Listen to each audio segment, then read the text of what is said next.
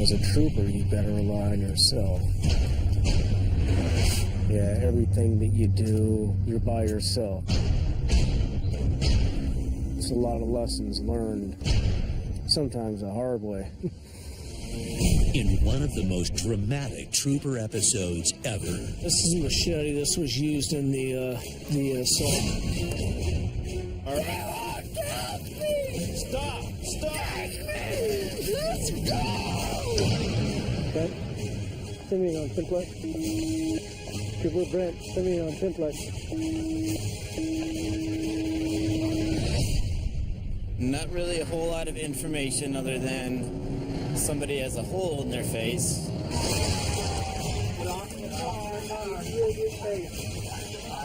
On the ground. All the way down.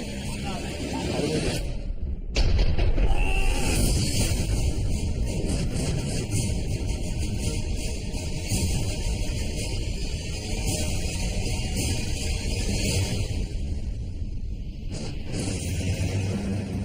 It's mid-afternoon in the Matsu Valley.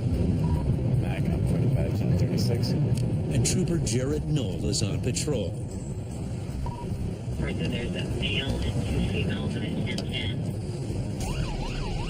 Also another complaint reporting the male was rammed by a car and he was flying across the parking lot. The white PT Cruiser's looking just ranting. It's going to be the male's ex-wife. Well, we're going to a disturbance. One person was run over by a car. One of the males involved is on the roof.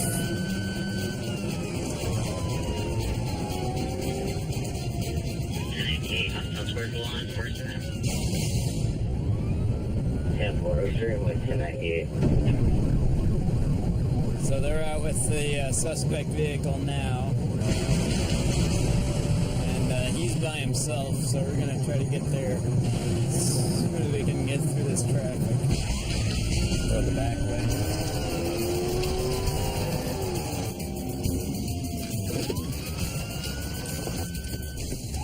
Oh, yeah. He's bloody.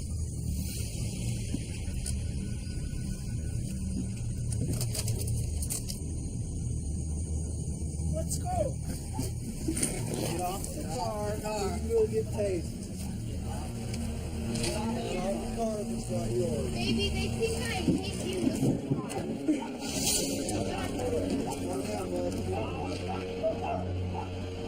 You guys are caught up. Just leave me alone, dude. Baby, please just get off the car.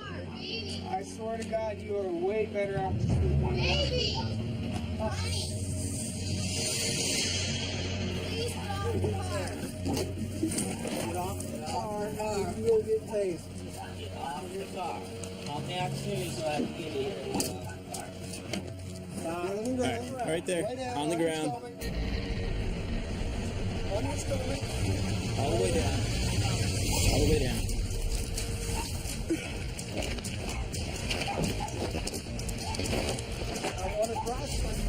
Unclench that fist now. Do it. Behind your back. Put your hand behind your back. Behind your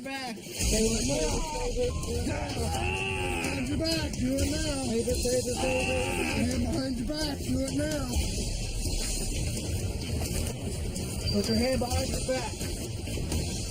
Get your hand behind your back. You will get tased again if you do not put your hand behind your back. Thank you. There you go. I'm going to keep you on. Hey, you kick. Don't. Well, then what do you want? Need to shock me more? No. Well, then what? Yeah, hobbles. She's letting me out. You guys are amazing, dude. I swear to God, I'm going to snap my knee. It's simple because you wouldn't get off the car that doesn't belong to you, bud. Dude, I jumped off. And all of a sudden, you're tough. I could have had your job in 6th grade, dude. We're not trying to be tough, okay? You have these medics take a look at your nose because it's on the other side of your face. I was born, I grew up like this, dude. I think you broke your tooth, too. Yeah, well, it's a tough life, dude. Can't wear them off. This is not gonna work, guys. Easy. Then don't strap me down like this. I don't have a choice. It's just like any car, you have to wear a seatbelt. Because even though you guys got your best warrior on purpose. strapped down, you guys go to the side around the side, you can't get out. If I move again, tasing me again. Those don't work, by the way. Know what I mean? Seem to do the I trick. will get more angry with those. Where the rest of it is. With the man under control, troopers try to determine if his ex-wife did in fact hit him with a vehicle. You got blood right here. The landlord's saying that he's standing here in this general area and she just comes up and nails him.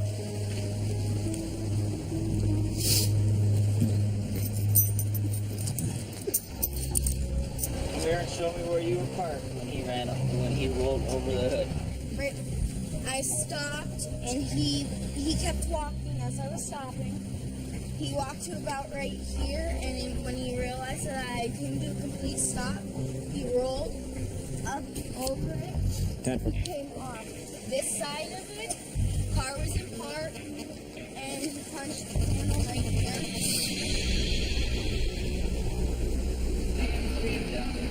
Hey, did you guys see anything? They questioned several witnesses to see if the ex-wife's story checks out. So here's what we got. He comes out here drunk. Starts walking up and down here, challenging people to fight. Somebody took him up on his challenge.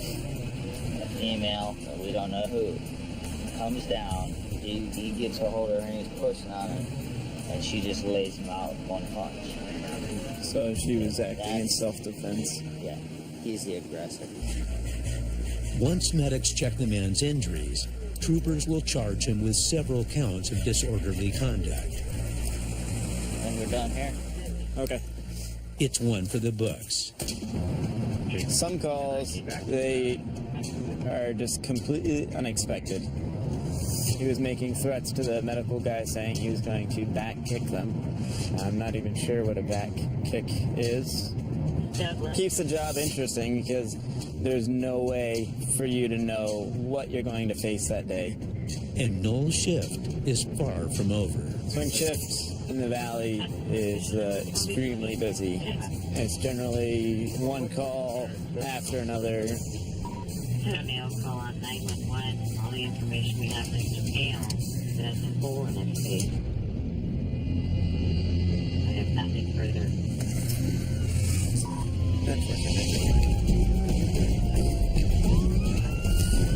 So we got a call on 911, and not really a whole lot of information other than somebody has a hole in their face.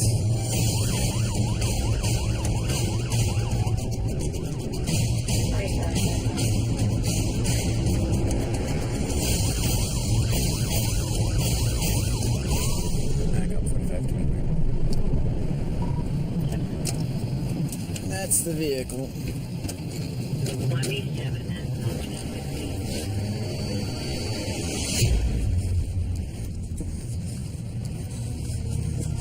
So what happened?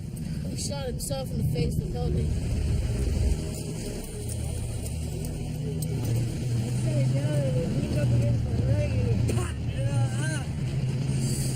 Open your mouth. Okay. Yeah, I see that. All right. Ambulance is gonna be here. They're pulling up now. Thank you, sir. Yep. They'll take good care of you. You can see the pellet still. Just a perfect symmetrical hole through the roof of his mouth. Take a moment, deep breath, all right? He'll be fine. You can see the pellet. It's not going to be a. Looks worse. It does look a lot worse than it really is. I guess he'd been playing around with his pellet gun. Didn't realize it was loaded. It fired and pellet went right inside his mouth, up through the roof of his mouth. be a whole nother story if it was anything bigger than that. Across the state, deep in the Alaskan bush, lies the village of Amonic. Ground zero for Sergeant Aaron Mobley. It's a huge adjustment, especially coming from an urban area. I've been to the interior, I've been clear to the southeast, and this is the most unique place I've ever worked at so far. With some of the most unique calls. Today, there's a report of a machete-wielding man on the loose. There was lots of blood splatter everywhere. The victim might have a broken jaw, and I mean, he really did a number on his face. So it looks like our suspect did actually use the machete and threaten to kill him. Is he in custody yet, or? No, not yet. We tried looking for him and could not find him. With the suspect loose in the small village, troopers examine the evidence. This is a machete. This was used in the assault. This is what we found in the residence. You can see a little bit of the homebrew there at the bottom. Got a very pungent, distinctive smell to it. All these villages out west, they're all dry villages, which means you can't possess or import alcohol. So a lot of people manufacture it. And homebrew is just, essentially a lot of people use fast-acting yeast, and they'll take the yeast, the water, the sugar, and they'll put orange juice or any other kind of juice for flavor, but you can definitely tell the alcohol content. It's hard to describe the odor. It's a very distinct odor, and I mean, after you've been around it enough in the villages, you can pick up the odor of homebrew, right away. Sells out here for $50 a gallon. I'm going to see if I can line up a jail guard before I end up arresting my suspect. The village is so small, there are no full-time jail guards, so Connors must find one before making the arrest. If we can't find anybody, then I'm guarding them myself. Fortunately, the state has a program. The state will pay these jail guards to watch the prisoners for us. Hey, this is Trooper Connors. Did I wake you? I might have some work for you. I've got to arrest somebody. You don't have to, but you'll be helping me out. Oh, it's a little after 4. So you think you can help me out? Okay, got it. Thanks. Bye. With a willing guard, Connors and Motley set out, hoping the suspect hasn't fled the village.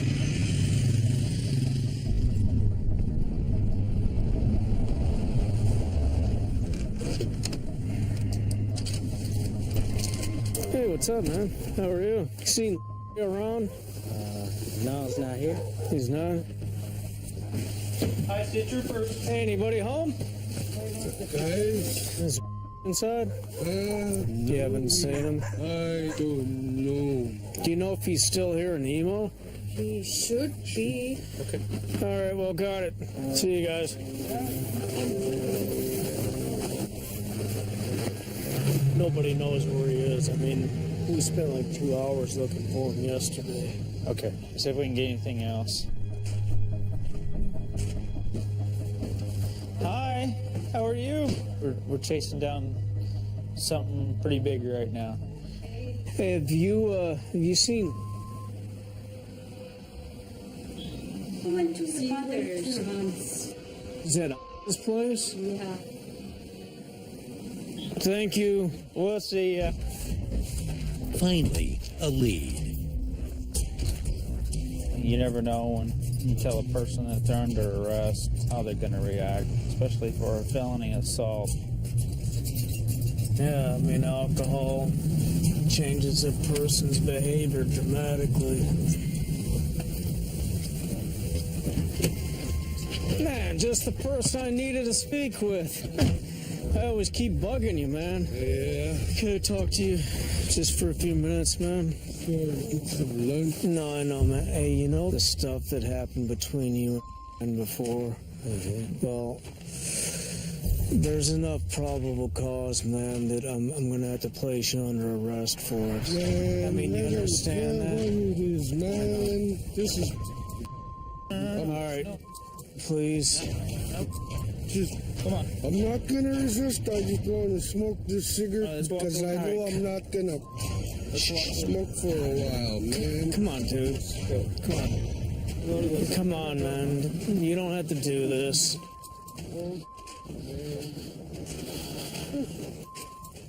Turns out the suspect was threatening another man with his machete during a drunken argument. Kind of relax for now, man. I know it's hard. I know there's a lot going on, okay? Just get me out of here. Okay. All right, man. All right. You do have to learn those cultural diversities and the cultural standings within the communities, and you try to incorporate those when you're making decisions out here. Back at the jail, the suspect's girlfriend isn't too happy about his arrest. Go home. Come on. No, I want to know why. You need to go home. I don't need to do anything. You have a choice. Either you go home or you're going to be in the jail cell next to him. Well, All right? I know why. He's under arrest for an assault. I can't do this. Let me explain to you just what's going to happen. If you don't stay away, you're going to end up getting arrested, okay? And that's not a... That's not the answer. You have children to take care of. This is not the place right here to act this way. I'll take you home. I'll just go right back. I'll come right back. Well, you come back here, you're going to go to jail.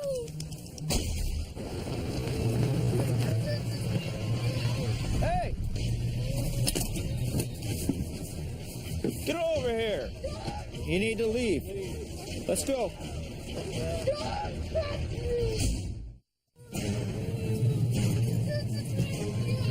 Hey! Get over here. You need to leave. Let's go. We try to work with you as much as we can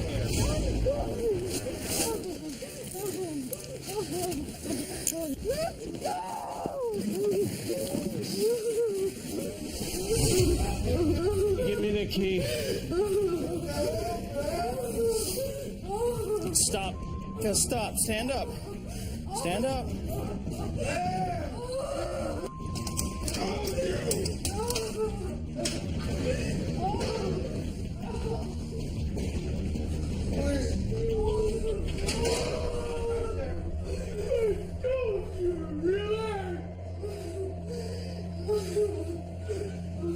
With his girlfriend detained in the neighboring cell, troopers arranged the suspect's 90-minute flight back to Bethel.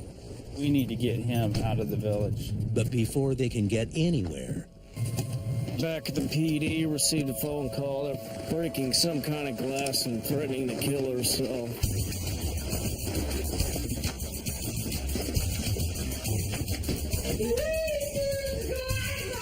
Yeah, well, you broke the glass.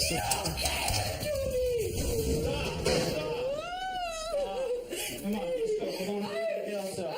We're going to the other cell. You need to go.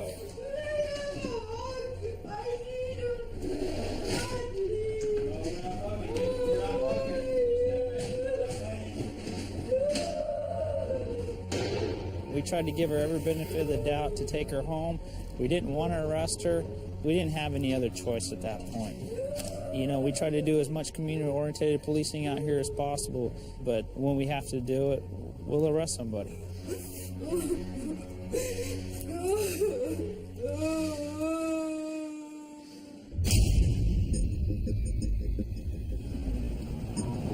.4517 on traffic.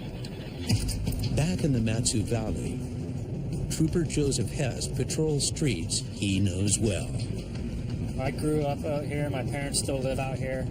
Run into people all the time. growing up out here, you always know there's crime, but once you become a law enforcement officer out here, you realize how much more there is. I don't think the public really sees it, but there's a lot of stuff going on out here in people's backyards that I think they're unaware of.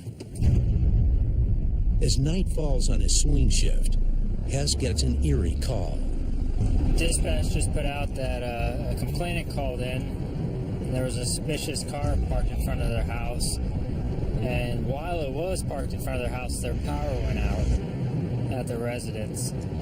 Car left, and now it came back, and it's sitting outside the house again. It's a pretty large coincidence just to ignore. Can you ask him which direction the vehicle is facing so I can come in behind it? She's advising it's facing down the hill. So what I'm going to do is I'm going to turn down this and loop around behind because it must be facing down this way a little bit farther up. Back on 17, 10, 23 area. 1710. Hopefully he's not around that corner and he scopes this out.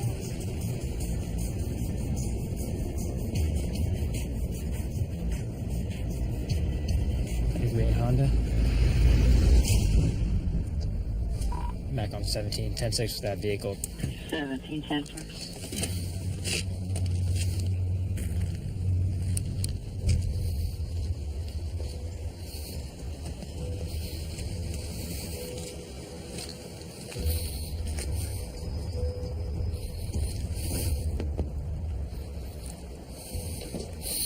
How's it going, man? Can I ask what you're doing out here? Your girlfriend? Okay, where does she live? Is she in the house or what? No.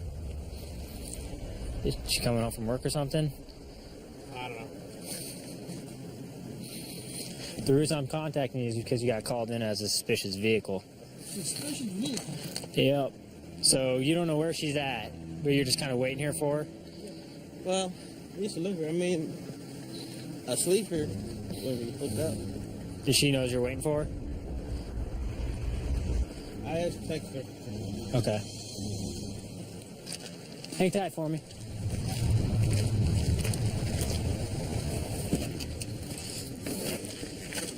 This dude's giving me kind of a lame story, saying, hey, he's waiting for her to come home and they're dating, but he doesn't know if she's home or where she's at. He's just waiting outside of her house. So will you watch him while I go talk to them inside the house? Hey, man, can I come in? Yeah. So your guys' power's not working? No. And we called in person, and he said that we could go outside and do it, but you're too scared to go outside. So that's your ex-boyfriend outside? Yeah, but a long time, like in 2009. Because I just talked to him and he said you guys were still kind of dating off and on, and that He's married. Did you call her beforehand and let her know you're coming over, or? I never called her. Do you think about calling her? I called her, he never called. You got the clue? I come here in the middle of the night. I got a whole bunch of texts from him today. Okay, do you think he shut your power off? Well, it's really random because we called and there hasn't been any outages. Do you have any idea how he would have shut it off? We don't know.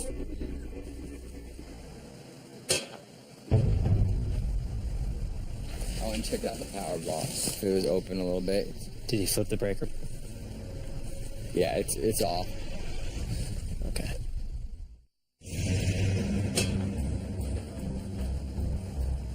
I went and checked out the power box. It was open a little bit. Did he flip the breaker? Yeah, it's off. Okay. Go ahead and step out for me. You have any guns, knives, weapons, anything like that in the vehicle? Here's the deal. I come over here and you say you're dating. It says you're not dating. All right? I got the key to the master bedroom. All right, it doesn't matter if you have the key or not. I have clothes there. I mean, what? She says you guys haven't been dating for like 2 years. Are you serious? Yeah, I'm serious. And I think it's a little odd that you'd be parked outside her house and the breaker, which is right there, gets kicked off. You don't think that's a little odd? Well, what are you saying? I'm thinking you may have switched her power off. I've been sitting here for 3 hours. Mm-hmm. Okay? Mm-hmm. I haven't moved. So if you're sitting right here, you had to have seen somebody right there, less than 20 yards away from you, and shut it off. Nobody put nothing on. Turn around. Place your name, bring it back, okay? Criminal mischief. Criminal mischief? For shutting off the power box on her. Sir, I did not say that. See that? Oh my God. Really, guys? Really? Come on now. Just relax, man. I'm not doing nothing. I am not resisting arrest.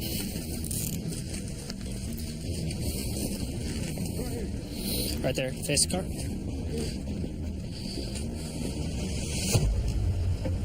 I think he came out here and flipped the breaker on her. Try and scare her. It's creepy. So I'm thinking he flipped your breaker. Yeah. You need to go to the courts tomorrow and get a stalking order against him so he can't come to the house, okay? He's already coming in, hanging outside out your house. This may escalate into something more dangerous. But we got your power going at least.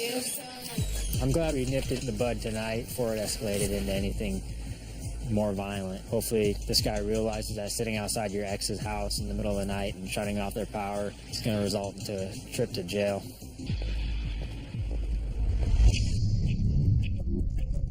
North in Fairbanks. 1D20 on traffic. Trooper Ryan Mao is tracking down an escaped prisoner. They don't know how many people are in this residence, but be advised this individual has extensive history with weapons, strong arm, assault with a weapon. So he does like guns, so this is something that's, we're definitely going to be careful. Do you have the photo in your email? No, I haven't got it yet. He's got aggravated assault in his history. The reason he was in jail was for burglary 1. He's got another warrant, or this is violating conditions? No, this is him escaping from official detention facility. So, and he's got extensive history, like I said, with firearms. So, he's there. We know he's there. Just a matter of if he's left or not. I want somebody to cover the back door, but I want to have at least 2 people back there. You know what I mean? Yeah, because there's supposed to be people at the house too, right? Should be, yeah. What I prefer is one of us have a long gun with us. You guys can decide which one. It doesn't matter. All right, let's head that way. Sounds good.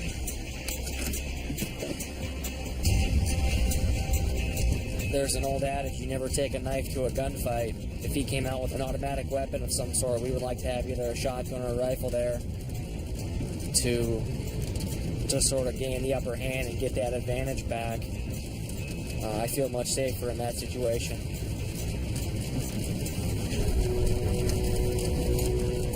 So we can sneak up on him here. Fairbanks 20, both units 23.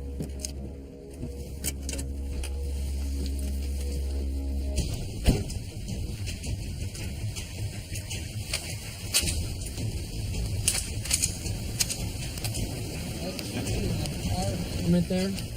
Yeah. Come this way, guys. This way.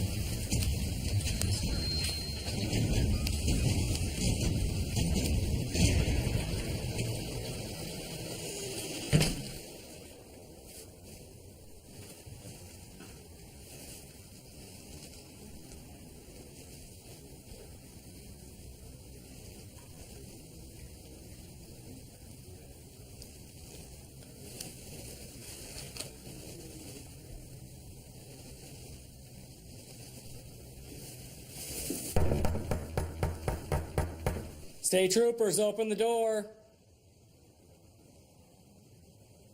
I hear you in there.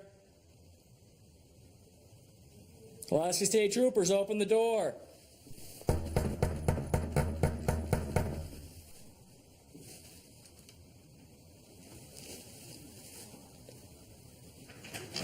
Stay in your residence. Shut the door. Stay in your residence. State troopers, open the door.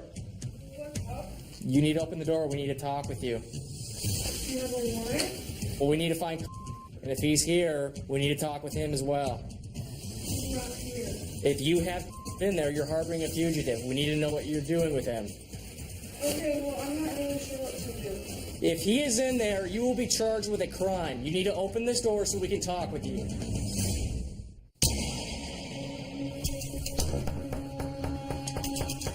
State troopers, open the door. I hear you in there. Pulaski State troopers, open the door. You need to open the door. We need to talk with you. We need to find... And if he's here, we need to talk with him as well. If he is in there, you will be charged with a crime. You need to open this door so we can talk with you. You are absolutely okay. Hi. Okay. Come out here and talk with me. Is inside the residence? Yes. Okay. Come here. Turn the light on. Turn up. Put your hands behind your back. Put my shoes on. No, put your hands behind your back. Go clear the back. Clear the next 21 to the next. So how come you didn't answer the door for us? It's not my house. Here's the deal. You ran away from North Star, buddy. That's a crime. You're supposed to have time served there. So we're taking you back to FCC. They'll book the suspect back in Fairbanks Correctional Center with additional charges.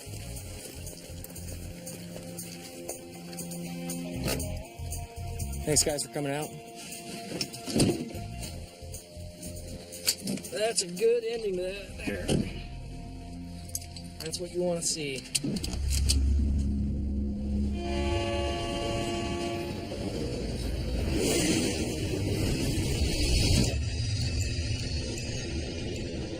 Back in the Matsu Valley, Trooper Lane Wraith is working to stop crime before it happens. Caller received an anonymous tip that there's a person selling brass knuckles. There's about only one purpose for those things. Basically, when you punch somebody in the side of the head with them, instead of connecting with your bones, it's connecting with metal. So it can do substantial damage. Basically, it turns a misdemeanor assault into a felony. The cabin's all in a row, the fairly inexpensive rent, multiple occupants. We go there quite a bit for assaults and break-ins. It's an area he knows all too well. Confirm that subject was holding a knife on another.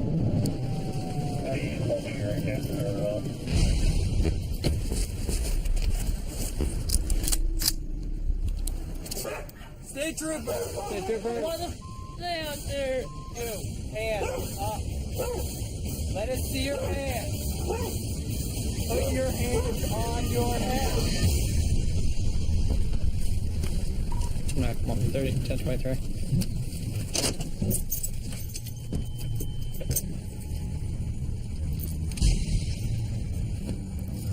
All right.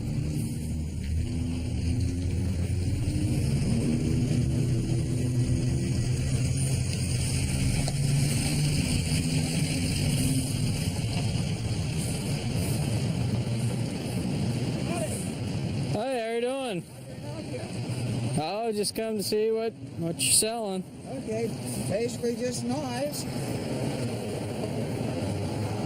Do you have any switchblades, anything like that? Yes, sir. These are all spring assist. Spring assist, Yeah, okay. see, they do.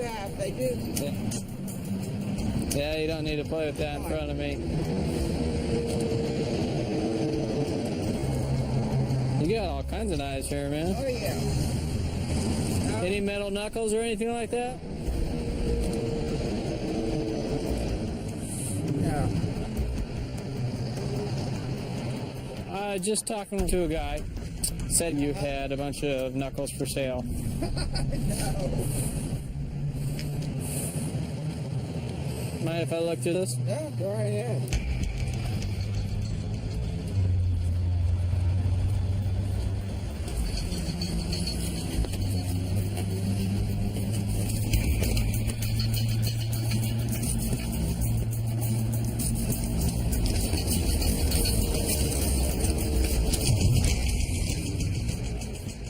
So why were you lying to me? I forgot about them.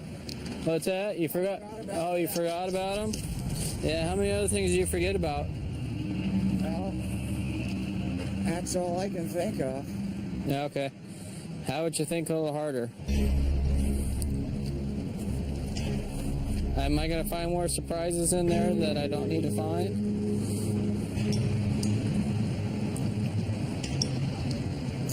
Well, now, do you have a search warrant, or is this considered probable cause? Well, I asked you for consent, and you said go ahead and look through it. You can revoke that consent at any time, and I can apply for a search warrant. It's up to you.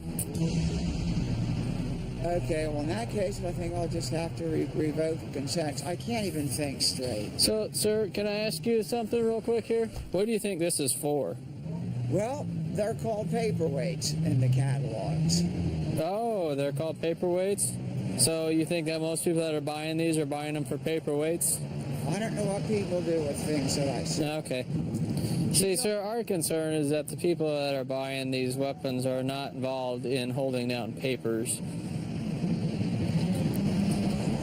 I was just afraid, okay? Can't afford to be going any jail time. I got a family to support. If you're afraid of going to jail, why are you doing something that could send you there? Well, because people buy them. And the only way to support your family is selling something that's illegal? Well, it helps. The initial search reveals 24 switchblades and 5 sets of brass knuckles. We could charge him right there with 29 different counts. I've been doing business on the strip here for about 15 years. You know, this is how I support my wife and my son. And I understand that some knucklehead stabbed a state trooper with one. I'm just glad the guy didn't use a steak knife, or they might have made steak knives illegal. Rafe seizes the weapons and cites the men on 2 misdemeanor charges. I don't want to kick him when he's down. Didn't want to seize his vehicle, apply for a search warrant. Basically, I think we're working on education there as much as enforcement. It's Friday night in the Matsu Valley. During the day today, it was in the 50s. The changing seasons and longer days have troopers in the valley on their toes. We don't have much darkness, so it's limited time for the people who go out and hide in the dark and go park in back roads and sell drugs and do all that stuff. It kind of gets busy right around dark time. It's well past midnight when a fight erupts across town. Back on 42, where is the 1010 taking place? And I believe they're outside of the 10-4, I'm 23 in the area. Going to a 1010.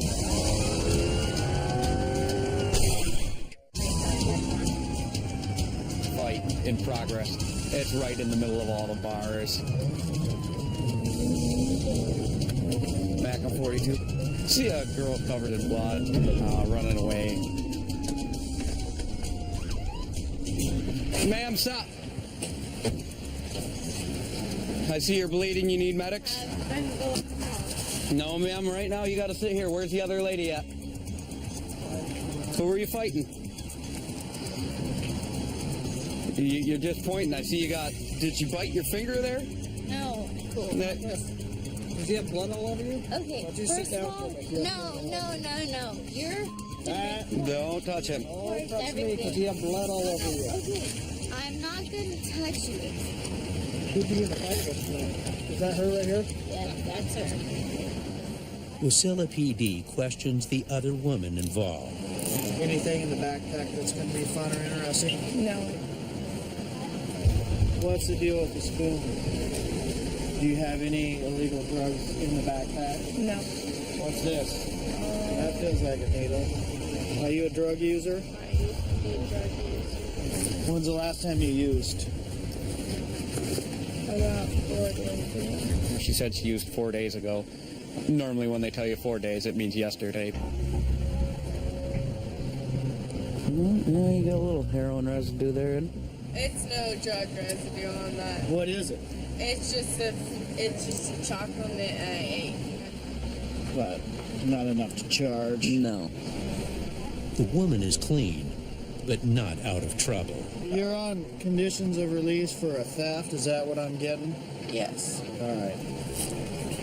And you're not to be around her? Yes. Well, how the hell did you end up here fighting each other? Because she thought I was hanging out with some guy at the bar, so she attacked me, so yeah, I punched her in the face. She bleeds. Easy. Well, that's what happens when you get hit somebody in the nose. Well, I'm a lot bigger than her, and she's a redhead. Redheads bleed easy. No, I'm not buying that. Well, you can ask any doctor. Redhead. I don't think that's a medical condition that redheads bleed easier. That's the first time I think when you get hit in the nose, then you're going to bleed. So this is what we're doing right now. We're talking to the security agent, and if he can help us figure out who the principal physical aggressor is, you're probably going to be put under arrest and taken to jail. They bring in a witness. He said there's quickly a verbal argument and then takes her right hand and throws a solid punch. And strikes her. Oh, okay. Sounds like she's the principal physical aggressor. Yeah, it sounds like it sounded like she chased her around. Okay, so we'll just arrest them both for violation of conditions of release, and I'll charge her with domestic violence.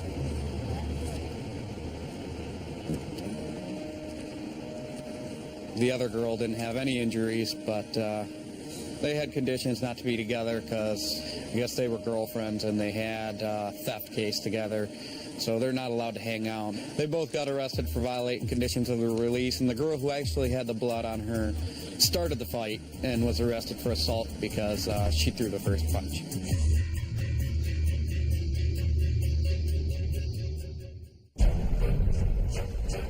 These are the Denali Wilds, some of Alaska's most pristine and untamed lands. It's not snow machine tracks, it's fresh bear tracks.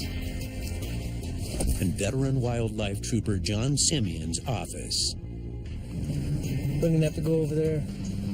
Man, I have a terrible job, don't I?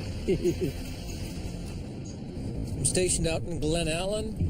I've been here for the past 10 years. You know, there's something really that's surreal about Alaska. I mean, it captivates you. And, you know, all the years I was in the military in the lower 48, all I dreamed about was coming back home.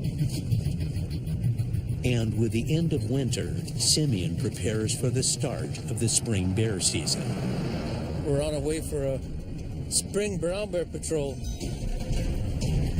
We've had some really warm days of over 60 degrees, which is beautiful for us, but with the warmer conditions, it forces the bears out of the dens. It's black bear, brown bear, and everybody's coming out trying to get their spring bear for the year. So as Alaska Wildlife Troopers, our job is to come out here and catch the poacher who is deliberately breaking the law.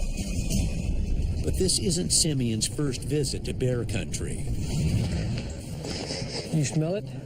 Bears stink. You can smell him now. He's here.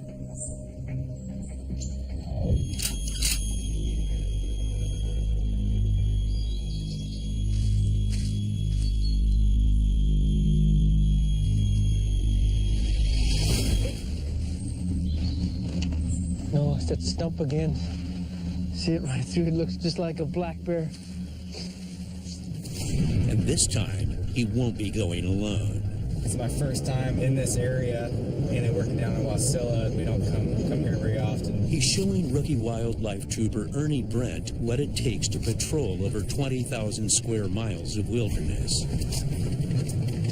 A brand new young guy who's never been here before, never done this type of patrol before, doesn't have a lot of snow machining experience, so it's going to be a tough patrol. Personally, for me, it's just been a big learning experience. There's no manual for this job. It's kind of, learn from, troopers that have been doing it a while. You learn from them and you kind of figure it out on your own. But as a senior troop, kind of my job is to mentor young guys and bring them along and make them better than they are now, and perhaps make them better than what I am today.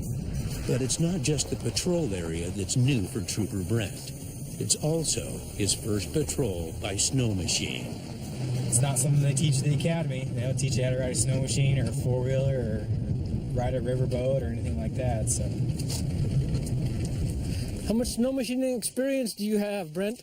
I rode a lot when I was a kid. Okay, one of my partners told me that once. $7,000 later, I found out that a lot meant an open field in the flat parts of Kansas. They head out across 50 miles of snow-covered terrain.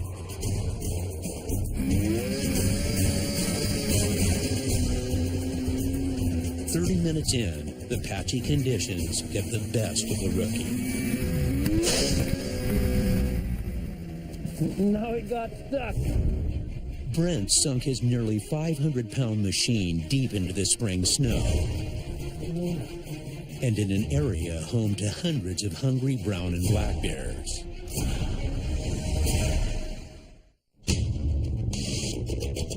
Get underneath it. Pound yourself in. Auger your whole body in there. Trapped in waist-deep snow, the troopers' position on the hill leaves them vulnerable to bear attacks. When you make your turn to pull out, do not let off the gas. If you stop, you're going to roll all the way down here. Ernie, you're being too tentative. Go for it. No, don't turn that way, Ernie. There you go.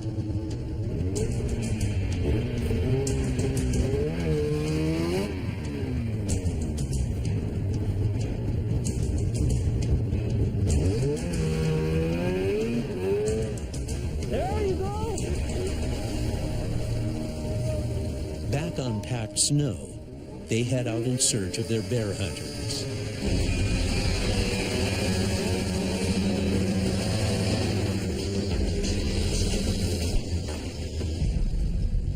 I'm John Simeon. Nice hat. Well, that's a real Alaskan girl. You got Carhartts, a fur hat, and bunny boots on. And all you need is a rifle strung across your back. Yeah, you'll be the complete Alaskan girl. After introductions, Simeon gets down to business. You guys got your hunting licenses on you? Oh, we forgot something. I can show you some silver bracelets if you want to trade.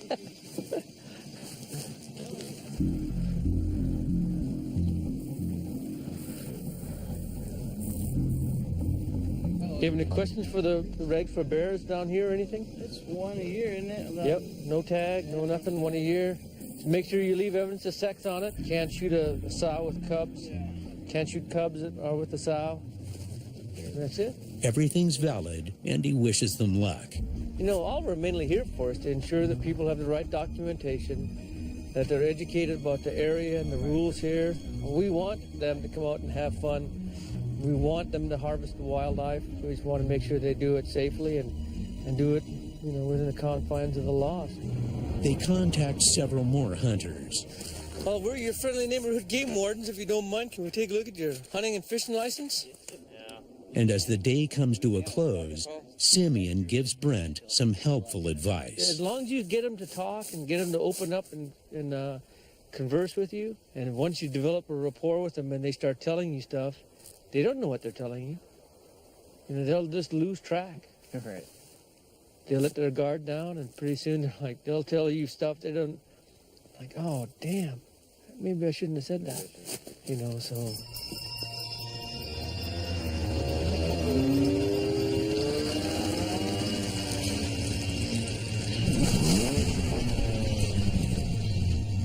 It was a good trip. Probably didn't see as many bears as we wanted to, or hunters, but we still contacted a few people, and hopefully just our presence out here, you know, made a difference and prevented anything from happening.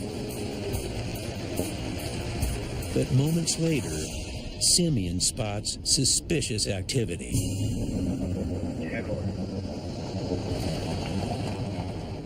Just got some folks doing a little bit of hinky activity, and for passengers getting out, running to the side of the road, running back, so we don't exactly know what he's doing.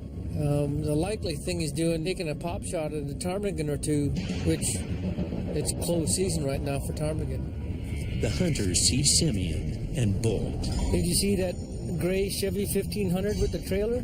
But they unknowingly head straight towards Brent. 10-4. I'm going to go up to see where they pulled off and check what they did. You might still want to stop and ask if I am. 10-4 on it. Trooper Brent's going to go back and find out what the passenger was doing. We're going to come up here where they pulled off and check what they were doing. If anything comes up, but at least I got him here, so.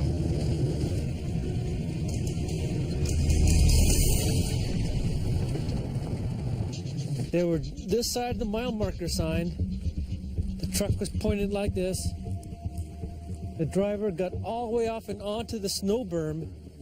Let's see if we can see track on the berm. What are you guys doing back here on the bridge there? It looks like somebody got out and ran over the snow berm. Nobody was out of the truck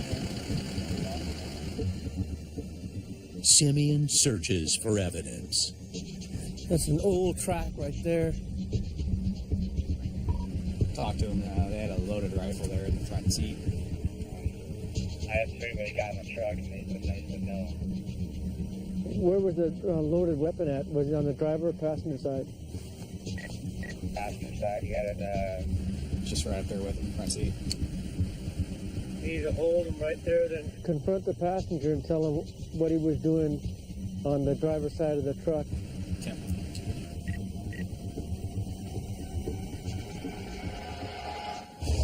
That's just really freaking hokey. They did something. Why would they deny getting out of the truck? The dude, he was like this. Then he looks, he sees us, he does something, he runs around the back of the truck and gets in. So, but I can't see where he gets off the trail.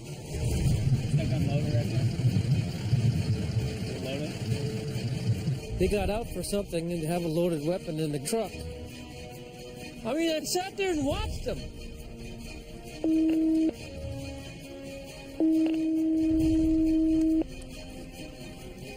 Brent, send me on simplex.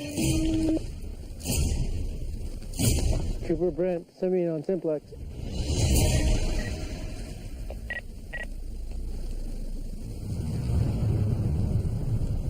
Brent.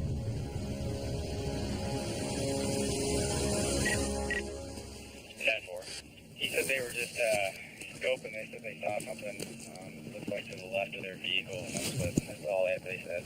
Okay, yeah, we can't see any sign over here either, so just get their names and let them go. Yeah. There's no brass, there's no nothing. They didn't shoot nothing, they were just being stupid. Well, we got a big show of force anyway.